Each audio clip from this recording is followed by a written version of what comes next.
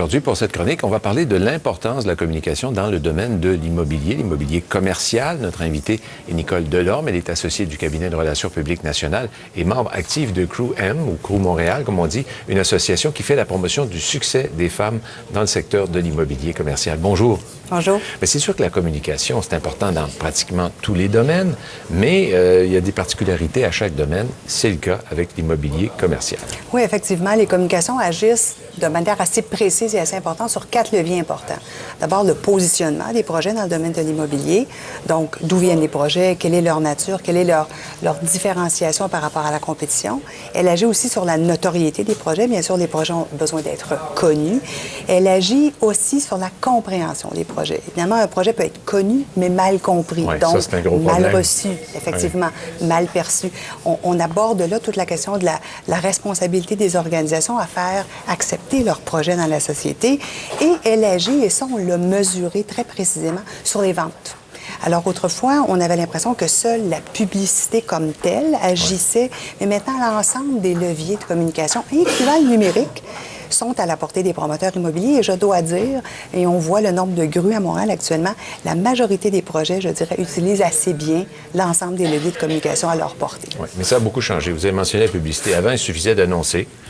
Et bon, bonsoir, c'est fini. Là, maintenant, il faut que...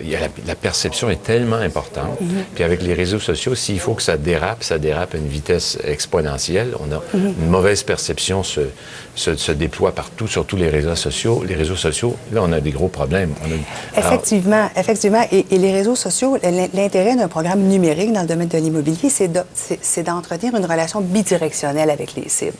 En publicité, parfois, évidemment, on est dans un mode push, on est dans un mode d'annonce, mais évidemment, on vérifie comment la cible réagit, mais on n'est pas en relation bidirectionnelle, en communication bidirectionnelle avec elle. Alors qu'au niveau des médias sociaux, l'intérêt, c'est de développer des programmes qui font en sorte qu'on a une réponse des consommateurs. On peut monitorer leur ouverture, leur perception, leurs commentaires et ajuster le tir.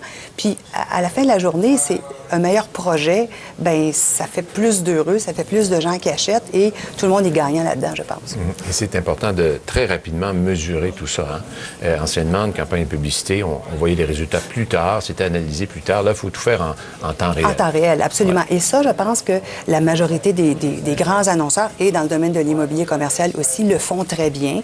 Ils mesurent, ils monitorent et ils ajustent le tir le cas échéant. Est-ce qu'il y a des exemples concrets qui vous viennent à l'esprit où on a vraiment bien agi, des belles réussites dans ce... Bien, je pense qu'il y a beaucoup de projets à Montréal fort connus qui ont obtenu des résultats de vente et d'impact extrêmement percutants dans des délais très courts à Montréal, notamment à cause de la communication. Bien sûr, la publicité a joué un rôle, mais je dirais que les relations publiques, tout l'aspect numérique ont joué un rôle prépondérant dans les grandes tours récentes qu'on a vu monter à Montréal. Et il y en a d'autres. Et je pense qu'il y a beaucoup de communicateurs qui sont à l'œuvre actuellement pour faire connaître les projets. Je dirais aussi que l'intérêt, ce que moi j'observe dans ma pratique, c'est que de plus en plus, les communicateurs arrivent en amont des projets. Donc, auparavant, on bâtissait les projets et on faisait appel à la communication à la fin de l'exercice pour dire, maintenant, il faut le faire connaître, il faut le vendre, pouvez-vous nous aider?